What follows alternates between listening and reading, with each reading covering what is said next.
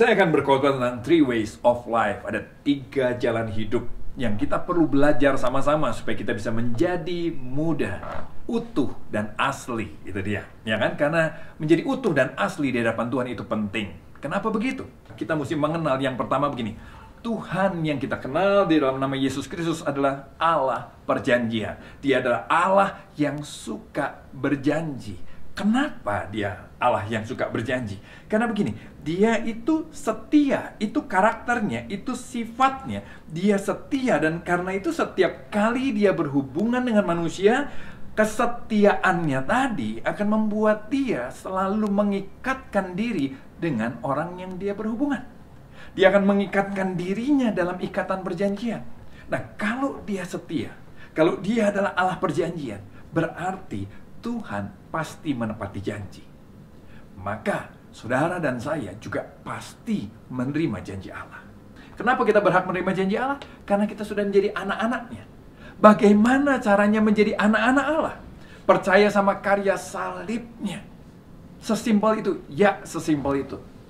Kok segampang itu? Simple bukan karena dia murah. Simple karena kita nggak bisa usahakan, kita nggak bisa beli, kita nggak bisa dapatkan dengan kekuatan sendiri. Karena itu diberikan sama Tuhan lewat percaya saja.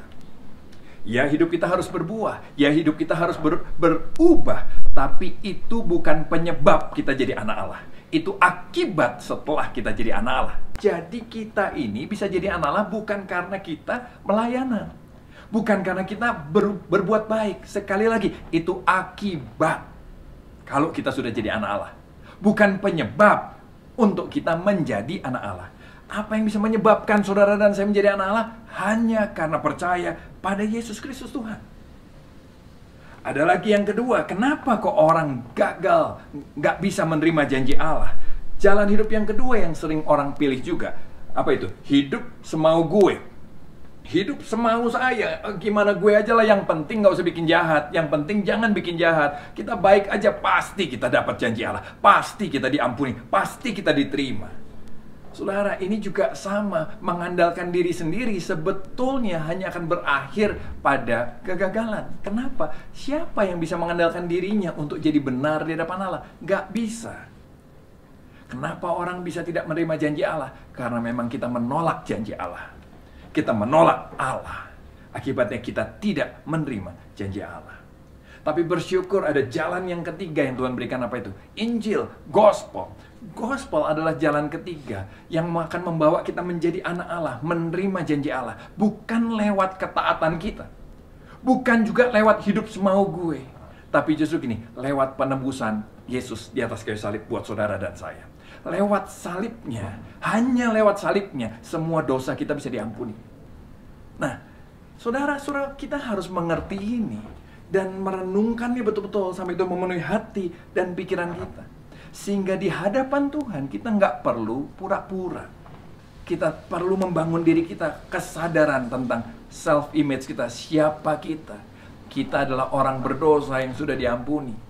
Kita adalah orang yang penuh kelemahan yang sudah diterima kembali. Kita orang yang penuh kelemahan yang sudah disempurnakan oleh karya salib Yesus. Karena di atas kayu salib, kesempurnaan Tuhan, kebaikan Tuhan diberikan kepada kita. Dosa kita diambil sama Dia. Dosa kita dibayar di atas kayu salib, kebaikan Dia, kemuliaan Dia, kesempurnaan diberikan sama kita. Sehingga di hadapan Allah kita kedapatan kudus, tidak bercacat, tidak bernoda karena karya salib Yesus. Itu yang gospel sudah berikan sama kita. Saya harap saudara bisa belajar untuk menjadi utuh dan asli di hadapan Allah. Kita nggak perlu pakai topeng, nggak perlu takut apa-apa. Kenapa? Selama engkau bergantung sama Dia, nikmati, andalkan karya salibnya saja. Karya salib itu yang selalu mengampuni kita dulu, sekarang, tahun depan, 10 tahun lagi, sampai selama-lamanya. Renungkan terus, izinkan salib Yesus semakin besar. Pengertian kita tentang salib Yesus semakin besar, semakin besar, semakin besar. Disitulah engkau akan kagum kepada kebaikan Tuhan. Allah yang adalah Allah perjanjian buat kita. Dia akan terus setia, tidak pernah meninggalkan kita.